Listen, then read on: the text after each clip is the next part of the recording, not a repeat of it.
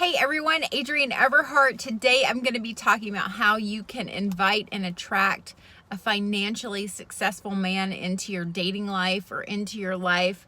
I'm going to go over so many questions about dating, who pays for dates, accepting crumbs, when you should pay, if you should cook a man dinner.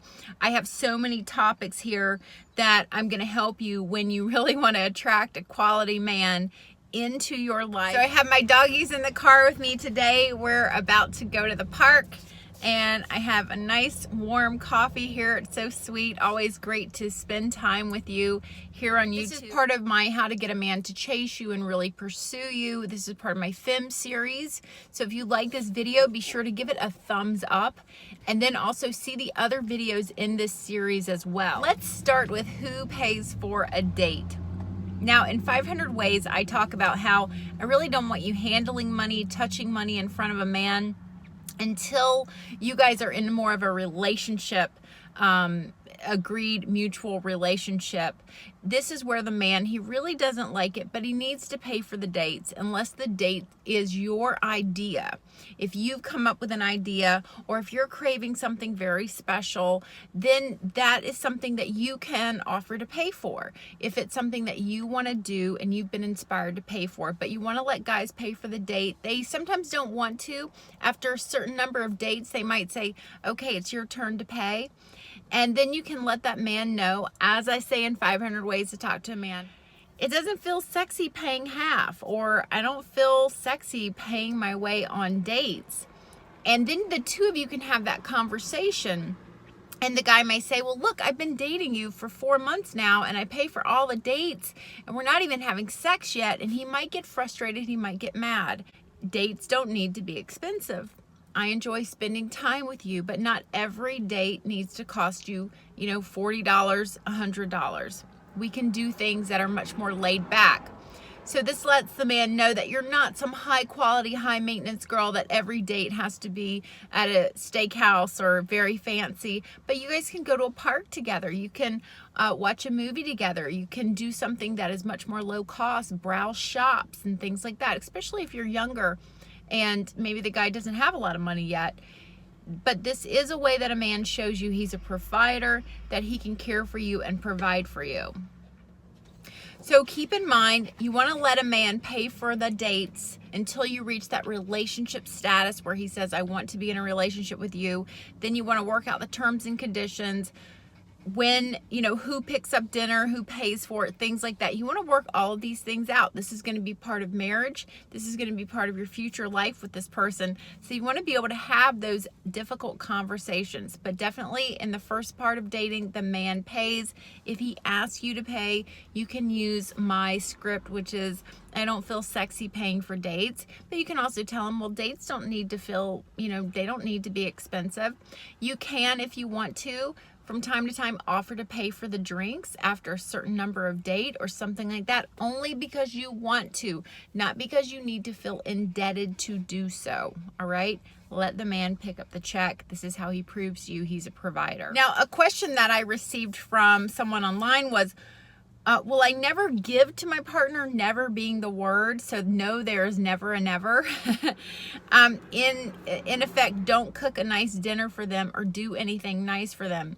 You can absolutely cook a nice dinner for them, but not until you're in that relationship status. Now, 9 times out of 10, I cook what I want for a meal. I tell my husband what I feel like having for dinner.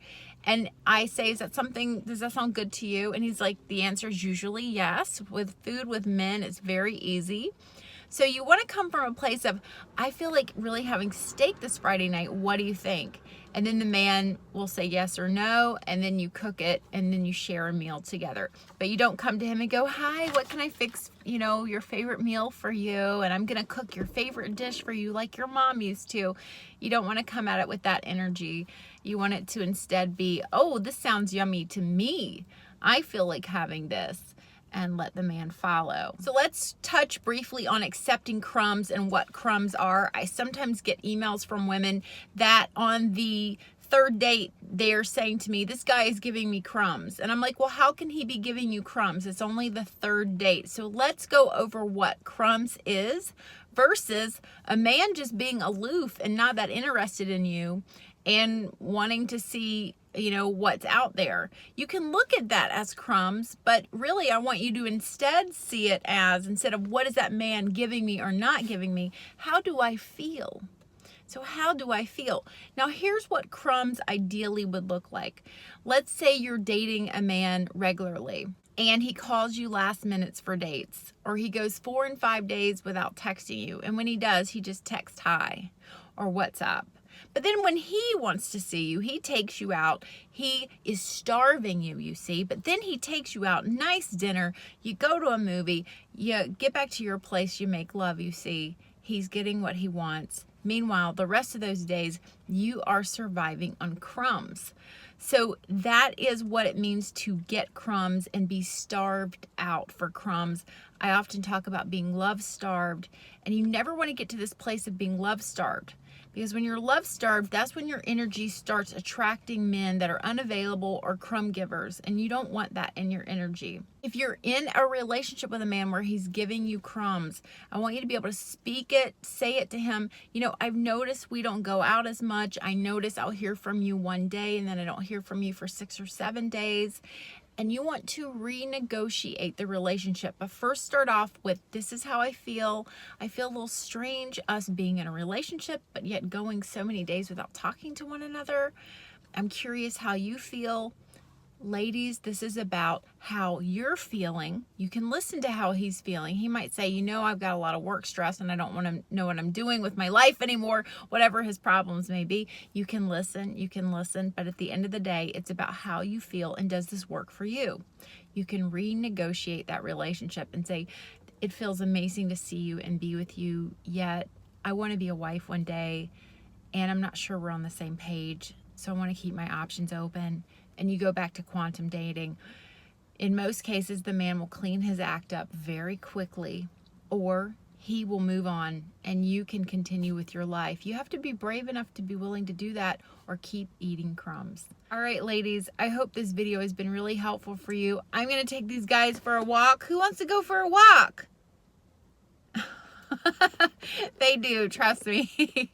Anyway, thank you so much for joining me. I hope these videos have been helpful.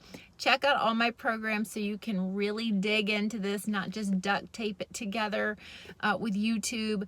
It'll take you years to do that, but I have programs out there at everheartcoaching.com/courses that will help you really learn this material so you can be in your feminine energy, be confident of your words, be aware of what you're feeling, and be able to speak to a man from a warm place that he really, truly hears. I hope this has been helpful. Much love. Bye-bye.